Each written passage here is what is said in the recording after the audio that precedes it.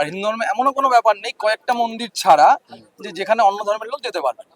সবাই সবসময় ওয়েলকাম। তো যে এই উদারতা দেখাচ্ছে সে নিশ্চয়ই বলছে না জয় শ্রীরাম বলে মারো, দুটো একসঙ্গে চলতে পারে না।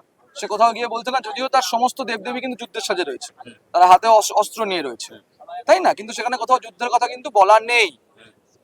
সেখানে মহাভারতের যুদ্ধ হচ্ছে, সেখানে জাস্ট দুটো শ্রেণীতে ভাগ করা হয়েছে মানুষকে, ধার্মিক অধার্মিক, ন্যায় অন্যায়, এর বাইরে কিছু নেই। সেখানে ভাইও ভাইকে মারছে, কোথাও কিন্তু উল্টো দিকের ধর্মে ভাই ভাইকে মারছে লেখা নেই।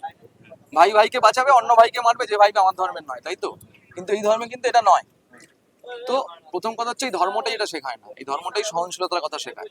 হিন্দু ধর্ম এই ধর্মটাই শেখায় পরার্থে ভাবার জন্য। যে তুমি দেখো এত সাধক এত সাধু রাস্তায় ঘুরছে, এরা কার জন্য করছে বলে তোমার মনে হয়?